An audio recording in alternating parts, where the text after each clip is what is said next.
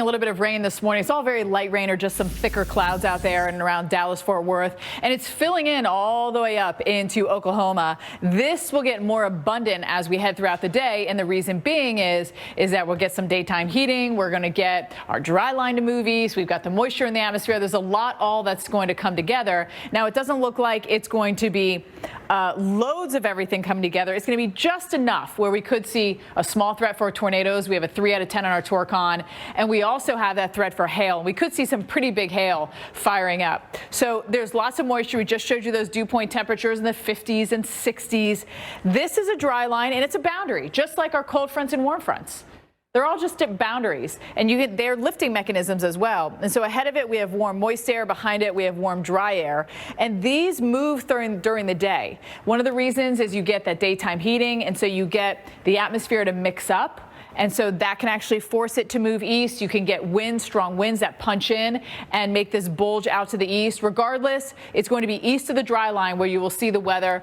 We also have our cold front here, and all along that, you are going to get very strong winds and the potential for some hail out of these thunderstorms. So on a small scale, it's called mesoscale. Think of a supercell, a rotating thunderstorm. That is a mesoscale system, while we also have the threat for winds on a larger scale, which we call synoptic, and I'm talking the whole system. The low, the fronts associated with it. Anyhow, 2 inches of hail or greater. That is damaging. That's like the size of a lime, maybe an egg. So that can obviously cause some problems on the roof and also on your car.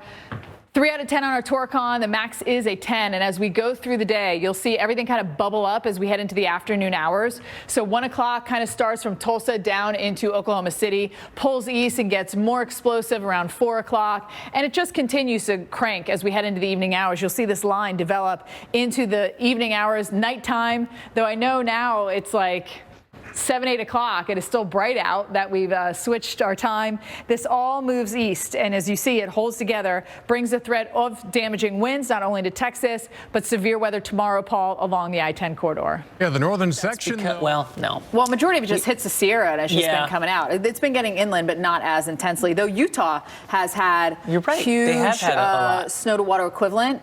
They're and I'm right wondering if we need to levels. wait till, spring going into summer when it all melts and what that would equate to. But they would know, I think. Yeah, could they calculate that in? Yeah, ahead of time, because they know how much water is in that snowpack, right? And just Utah is not going to be able to fill the whole Colorado River system there, probably. The good news is it's been very active for the West, and just looking ahead, it looks like once again another big system into next week. Yes.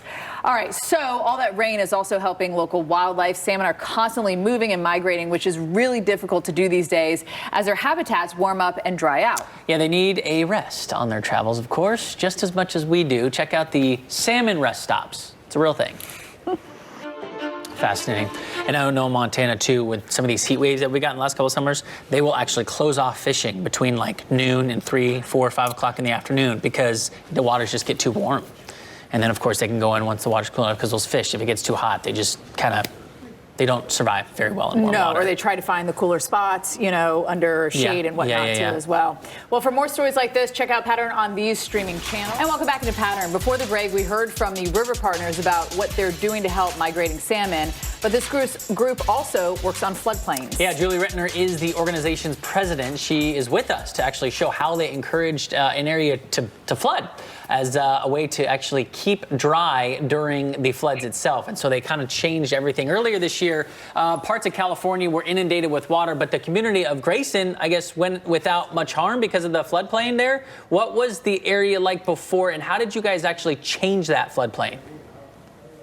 Yeah, absolutely. It's such a pleasure. So many benefits and so fertile too, right? If there's any way to get it done before this winter. Yeah, my goodness. You're really helping out there. How many other locations have you restored and/or are you working on?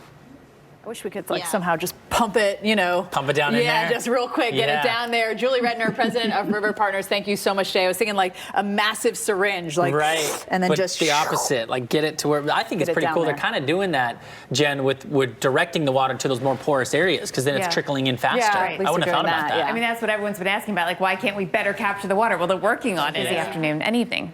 And the overnight, it's always a big problem. Yeah. Going to bed, don't go to bed, make sure everything's on loud. All right, coming up tomorrow on Pattern, it's a major decision that's drawing the Chicago River. That's a famous one. And Savannah Savannah has a huge St. Patty's Day celebration too. They're known for it. Do you have plans?